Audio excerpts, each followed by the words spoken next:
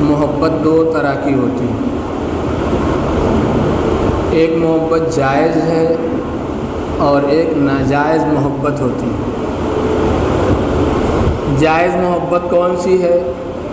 ماں باپ سے محبت، اولاد سے محبت، دو بھائیوں کا آپس میں محبت، ایک مسلمان کا دوسرے مسلمان سے محبت، یہ جائز محبتیں ہوتی ہیں، اس میں ثواب اور اجر بھی ملتا ہے۔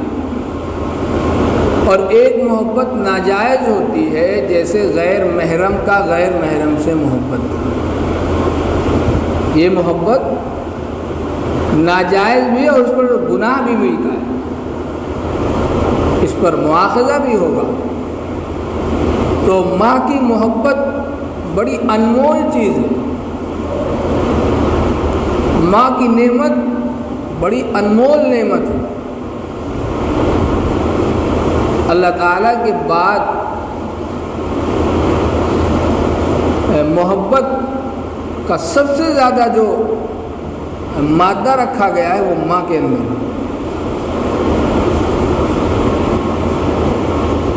جیسے آپ پرندوں کو دیکھتے ہوں گے کہ پرندہ گھونسلے میں اپنے بچوں کو چھوڑ کے جاتا ہے پانی لانے کے لیے، چوش میں پانی لے کر کے آتا ہے، لیکن اگر جہاں اس کا گھونسلہ ہے وہاں جانے کی قدرت روک دی گئی ہو، مثال کے طور پر کسی محبوس جگہ میں وہ گھونسلہ تھا اور اس کا دروازہ بھی بند کر دیا گیا، تو پرندہ چکر کاٹتا رہتا، چکر کاٹتا رہتا، چوش کا لیا ہوا پانی پیتا نہیں ہے جب تک کہ وہ اپنے بچوں کو پا نہ لے، چنانچہ بچوں کو پلاتا ہے اور یہ سلسلہ اس کا چلتا رہتا ہے۔ آپ نے مرغی کو دیکھا ہوگا، مرغی جب بچے لیے رہتی ہے تو بلی کو دیکھے، کتے کو دیکھے تو بچوں کو اپنے پروں میں سمیٹ لیتی ہے اور کھڑی ہو جاتی ہے۔ اس کو پتہ ہے میں بلی سے لڑنے کی طاقت نہیں رکھتی، میں کتے سے مقابلہ کرنے کی طاقت نہیں رکھتی، لیکن اس کے اندر ماں کی جو ممتا ہے اس کے اندر حوصلہ، جذبہ، قوت پیدا کر دیتی ہے کہ میں پہلے خود اپنی جان دوں گی، پھر اپنے بچے میری ان کی جانیں جاتی رہیں گی۔ یہ ماں کی ممتا ہوتی ہے۔ بہت پہلے چائنا کے اندر زلزلہ آیا تھا، اس میں واقعہ یہ ہوا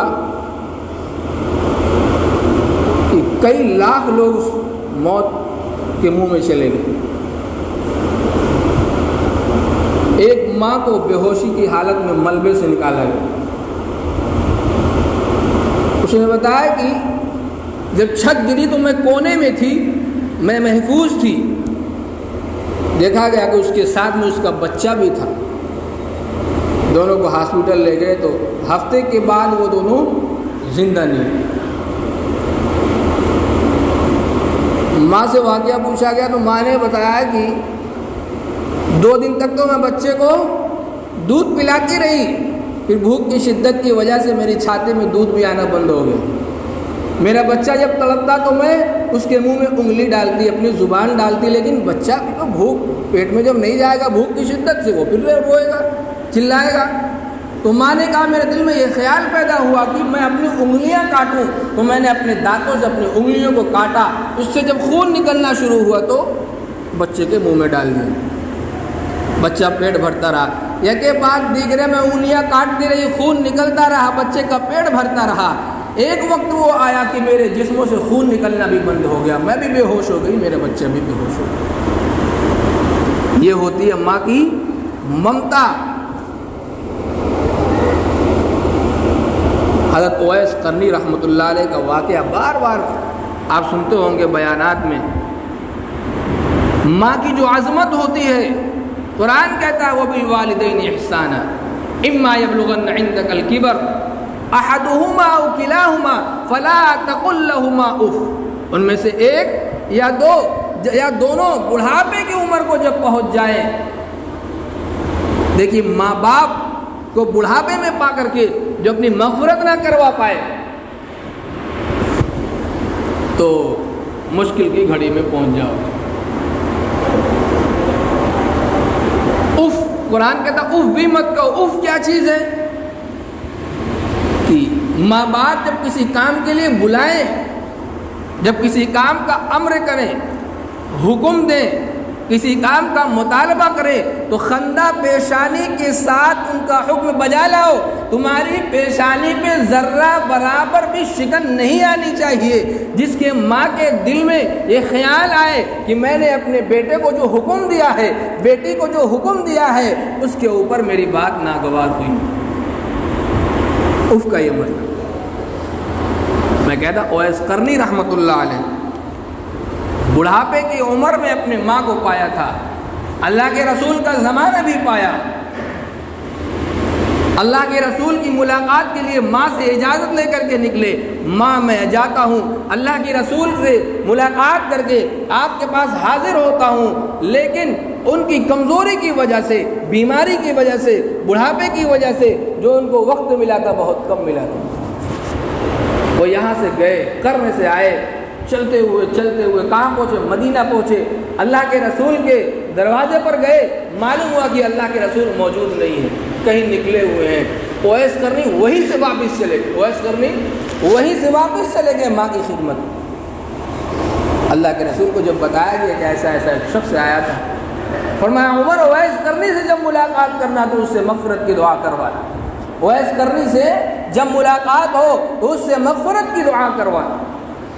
عمر صحابی ہیں، اویس قرنی امتی ہیں، رسول کا زمانہ پاتے ہیں، اپنے نبی کا زمانہ پاتے ہیں، لیکن ماں کی خدمت کی وجہ سے صحابیت کا درجہ حاصل نہیں کرتے ہیں.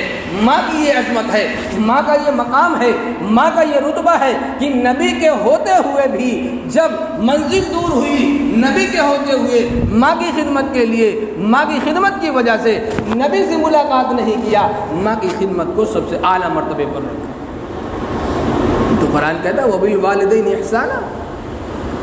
اللہ کے رسول صلی اللہ علیہ وسلم نے فرمایا ماں باپ اگرچہ مشرک ہوں لیکن احترام لازم ہے. ماں باپ اگرچہ مشرک ہوں لیکن احترام لازم ہے. اللہ کے رسول کے پاس اللہ کے رسول کی رضائی ماں جب آئی، آپ نے اپنی چادر کو بچھا دیا، والدہ آپ بیٹھیے، ماں آپ بیٹھیے. والدہ کہتے ہیں اس کو جس نے جنم دیا ہو، جس کے پیٹ سے بچہ آیا ہو. باقی کسی نے اگر کسی بچے کو پالا ہو، متبنہ بنایا ہو، لے پالک بنایا ہو، تو اس کو والدہ نہیں کہیں گے، ماں کہیں گے. جس نے کسی کے بچے کی پرورش کی ہو اس کو والد نہیں کہیں گے، باپ کہیں گے. والد کے معنی جننے والا. تو میں کیا کہہ رہا تھا کہ ماں کا یہ اونچا رتبہ ہوتا ہے. آج ہمارے یہاں کیا حال ہے؟ ماں بلا کے بیٹھی ہے، یہاں سے اس سے خطرناک جواب ہماری زبان سے نکلتا رہتا ہے. باپ بلاتا ہے، باپ کی آواز پر ہماری آواز بلند ہو جاتی ہے. یاد رکھو اور غور سے کان سے کھول کر کے سنو، تم اپنے نصیبے کو خراب کر رہے ہو، تم اپنی قسمت کو خراب کر رہے ہو، تم اپنے مرتبے کو خراب کر رہے ہو. آج تم جس طریقے سے اپنی ماں کو جواب دیتے ہو، اپنے باپ کو جواب دیتے ہو، کل تمہاری بھی اولادیں ہوں گی، تمہیں دیکھ کر کے رہنا پڑے گا، تمہیں انجام تمہاری آنکھوں کے سامنے آنا پڑے گا. ماں باپ کو ستانے والے کا انجام دنیا میں دیکھ کر کے جانا پڑتا ہے. اس لیے اپنی ماں باپ کی قدر کرو، اپنے والدین کی عزت اور احترام کرو. قرآن نے، حدیث نے، اللہ کے رسول نے جو ان کا مقام اور مرتبہ بتایا ہے اس پر پورا عمل کرنے کی کوشش کرو. اللہ کے رسول نے فرمایا کاش میری ماں ہوتی، میں نماز میں ہوتا، میری ماں بلاتی، میں نماز توڑ کر کے ماں کے حکموں کو بجا لاتا.